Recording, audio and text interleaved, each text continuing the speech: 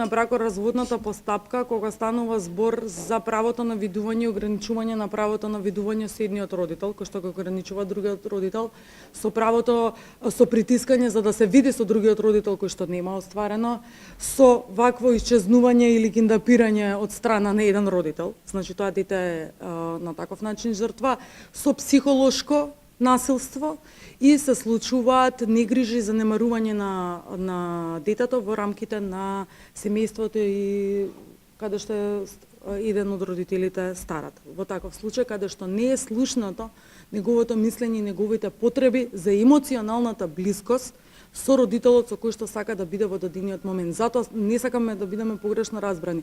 Ние сметаме дека треба подеднакво квалитетно да се остварува врска со двајцата родители под развод.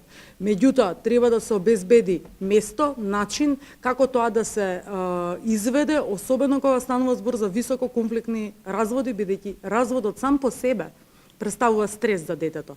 Дополнителниот притисок е насилство. И институционално, и родителско. Доколку родителот забранува да се види со детето е насилство, со едниот родител е насилство. Доколку институциите притискаат по секоја цена да се види со другиот родител, исто така е насилство. И децата се наоѓаат во една состојба во која што не знаат на кого да веруваат. Се чувствуваат предадени од родителот на кој што му веруваат, а исто така не се чувствуваат безбедно со родителот кој што во дадениот момент од X причини не сака да оствари контакт, а воедно не веруваат ни на институциите во кои што треба да бидат заштитени и кои што треба да поведат една постапка на психосоцијална помош и поддршка која што е во нивна функција.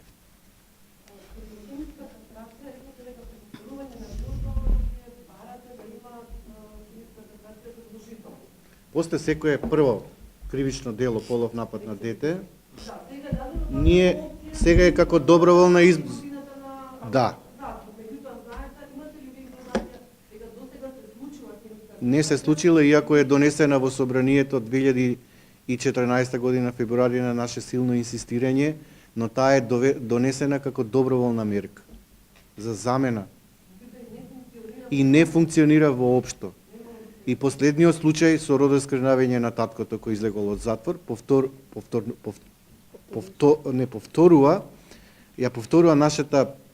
нашето убедување дека во најголем број случаеви педофилот кога ќе излезе од затвор го повторува делото.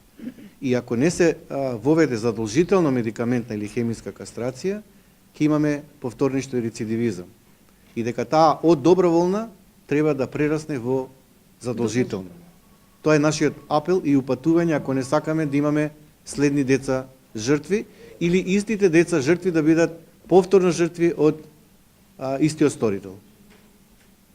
Известување. Во периодот на известување регистрирани се 44 случаи, од кои што 132 пати сме контактирале дополнително. Во овој период 50 деца се потенцијални жртви на прекршување на правата на децата. Најголем број, како и секоја година, е бракоразводни постапки прекршување и семејно насилство.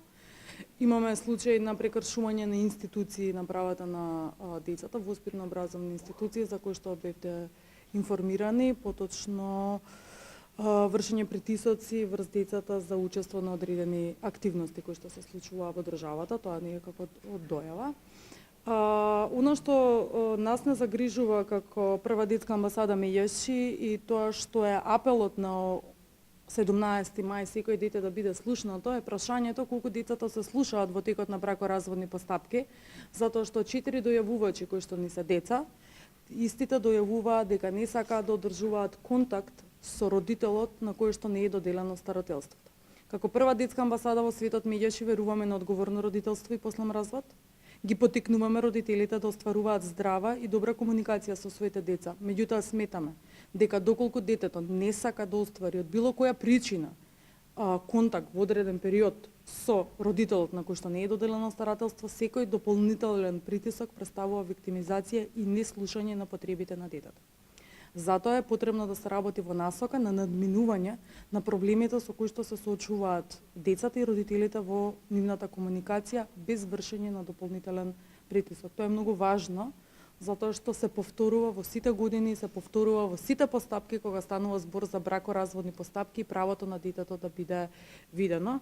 Во едно од случајот што го презентираше мојот колега Кристијан, исто така е загрижувачки како е возможно да се напушта државата без согласност од било кој родител.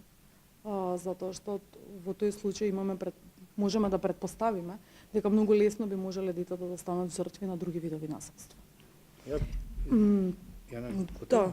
Јас само би додал околу правото на видување при бракоразводни постапки.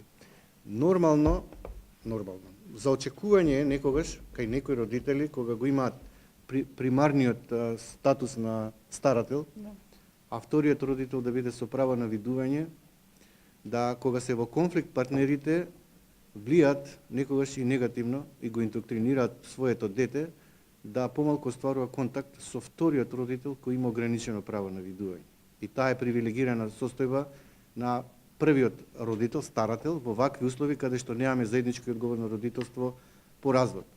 Во такви ситуации децата се ставени во тоа да избираат на примерен и секундарен родител. Со кој родител ќе му биде поважен од другиот родител, затоа што детето се врзува за старателот, за местото каде што живее, за адресата, за училиштето и се плаши да не ја изгуби наклоноста и љубовта кај примарниот родител.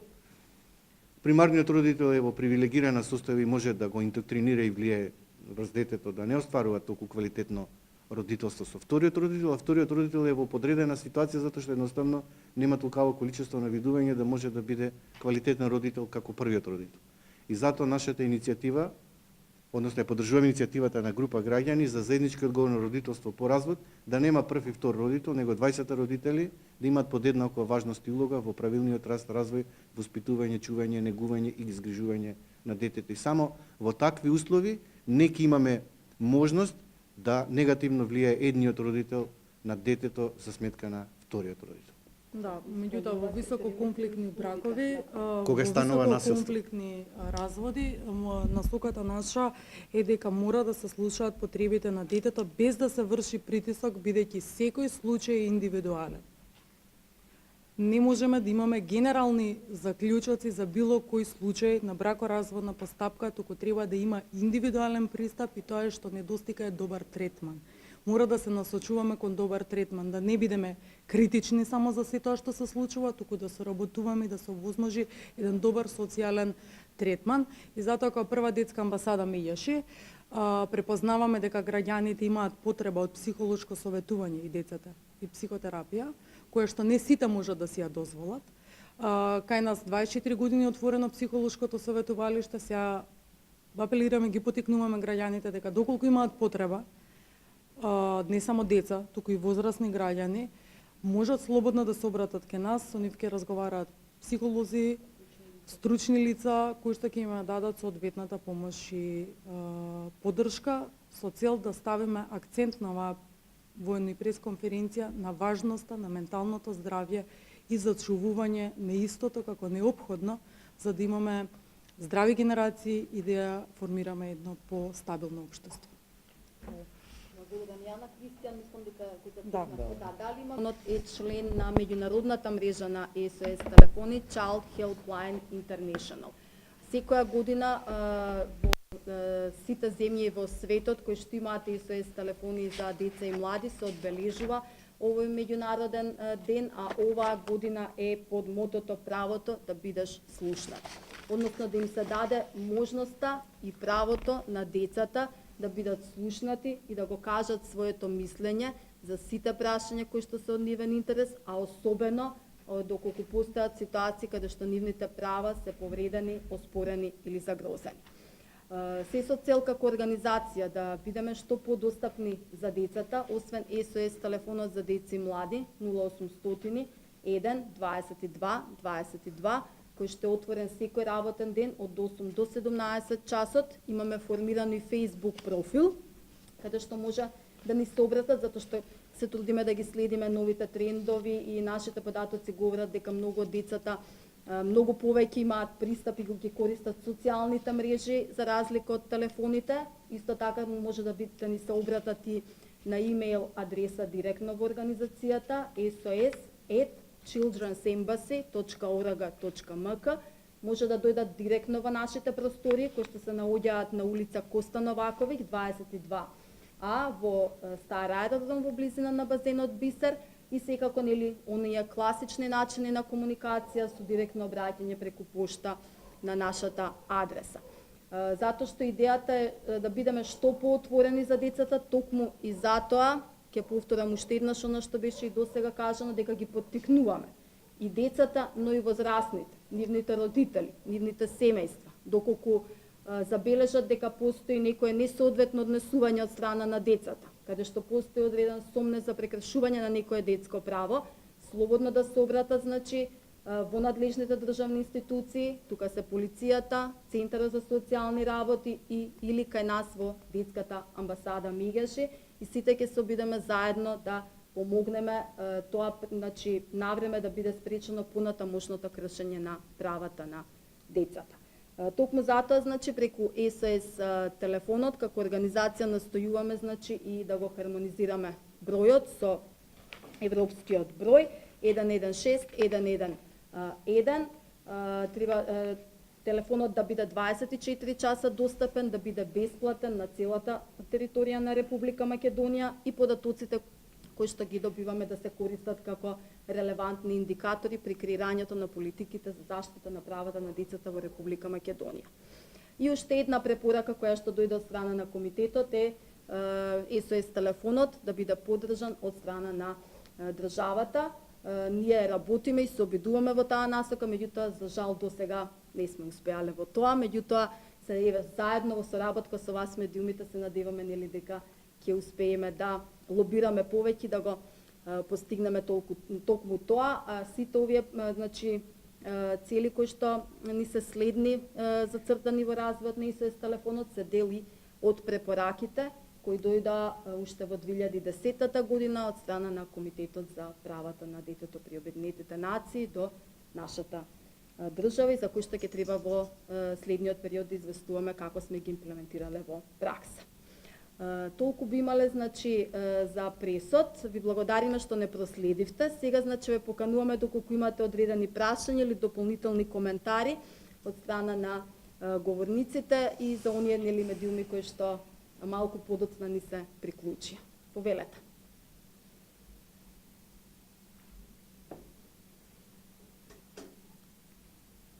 Само еве, значи, мало резиме за оние што дојдоа подоцна. Имавме обраќање од страна на господин Драги Змјанац во делот на генералните согледувања и препораки кои што произлегуваат од работата на СОС телефонот и колешката, значи, психолог Јана Зинговска, координатор на СОС телефонот, се осврна подетално на добените податоци и анализата за периодот ноември 2016 мај 2017. Тоа да повториме, да, баши во ред, значи, така, генералните, да, кратките. Добро, во ред. Драги, може, така. Го поканувам магистар Драги Змјанац, председател и основач на детската амбасада Мегеши, значи, ще еднаш да ги сублимираме генералните препораки. Генерална препорака е сите овие 20.581 повик, дојава и пријава во изминативе 24 години, забележуваме институционална нефункционалност во заштита на најдобрите интереси на децата и во сочување на детскиот интегритет и личност на сметка на заштита на угледот на воспитно-образовните институции или пак државните институции кои се обидуваат некогаш и да ја зацкријат насилникот наместо да се стават во функција на заштита на жртвата. Неколку случаеви во последно време, за жал, не уверуваат дека не само што имаме нефункционално воспитно-образовен систем, туку и не ги почитуваат основните елементарни протоколи кои се заветиле како држава, дека кога едно дете е жртва на сексуална злоупотреба, треба навремено да се постапи во првите 24 часа, најдосно 48 часа, каде што ќе се повика родителот ако родителот не забележал одредена појава кај детето кој е жртва на сексуална злоупотреба, ќе се повика полициски инспектор и дека изјавата ќе се направи во специјални така наречени скрин соби каде што ќе се докаже вината на осумничениот. За жал во последно време има се повеќе малолетници, постари кои силуваат или злоставуваат помали малолетници, не само во врсничко насилство, туку и во сексуална злоупотреба. И кога еден случај сам по себе ќе говори дека ќе изминат 6-7 дена, а се уште нема никаква започната процедура во докажување на тоа дека детето е жртва на сексуална злоупотреба, сторена од постар малолетник, каде што училиштето знае, а не дојавува до полицијата и до Центарот социјална работа, а при тоа родителот е збунет и конфузен и не знае или не забележува што се случува и дознава од училиштето, а за време на викенд полициските инспектори и судска медицина не работат за да докажат дали детето навистина било жртва на сексуална злоупотреба или не, и поминуваат 6 дена, е поразително за едно општество да се стави во функција на заштита на детето и неговиот најдобар интерес. Оно што исто така загрижува во последниот случај кој е исто така актуелен, кога еден татко пред 8 години со умерена лесна интелектуална попреченост ја злоставува својата ќерка, е излезен од затвор и повторно го повторува делото. При тоа не загрижува како граѓанска организација која силно се бори против родоскринавање и педофилија, дека државата и покрај тоа што декларативно се бори да ги заштити правата на децата и воведува доброволна хемиска кастрација како превентивна мерка, не го послушува нашиот апел дека хемиската кастрација или медикаментната терапија за контрола на нагонот или бидото треба да биде задолжително уште додека ја излежува казната затвор и веднаш после неа, за да нема повторништво, рецидивизам, бидејќи првата детска амбасада во светот меѓуше силно се залага за секој рецидивизам, повторништво да има доживотна казна затвор. За жал, ова родоскрнавање се повторува и по излегување од институцијата затвор, и најмалку што може сега да бараме од судот е доживотна казна затвор за родоскрнавувачот, меѓутоа да бевме навремено послушани и консултирани, кога велиме дека во 75% од случаевите педофилите кога излегуваат од затвор го повторуваат делото и на време да се подвргнеше овој силувач на медикаментна терапија, така наречена хемиска кастрација, очекувавме дека ова превентивна мерка ќе биде хумана за него да не одлежува доживотна казна затвор, а и за детето да не доживее повторно силување и да биде жртва на сексуална злоупотреба. Што најави мојата колешка Катерина, а јас накратко ќе презентирам случај со кој што се бавиме веќе неколку месеци, што е дојавен во првата детска амбасада Меѓаши. Станува збор за од страна на едниот родител, одземено е детето без дозвола на другиот родител и е изнесено надвор од границите на нашата земја во една од соседните наши земји. Поради тоа што таткото не дал согласност за оваа акција и во моментов не може да се утврди локацијата на детето, ние преземаме соодветни акции во однос на контактирање на соодветните институции, кои што се директно поврзани со сработување на овој случај. Она што веќе неколку месеци го правиме ние како организација Меѓаши, соработуваме со останатите организации кои ни се еден вид на партнери од соседната земја и се обидуваме на некој друг начин да дојдеме некако до детето. До сега трае се уште целата оваа постапка, се уште не е завршена, неколку месеци, како што веќе кажав, го работиме случајот, интензивно со едниот родител доаѓа, некако вознемиреноста негова пробуваме да ја намалиме, меѓутоа не се откажуваме, пробуваме понатаму да видиме што е во наша моќ, како невладина организација, соодветно да помогнеме да се заврши овој случај и детето да биде вратено во нашата држава кај првиот родител.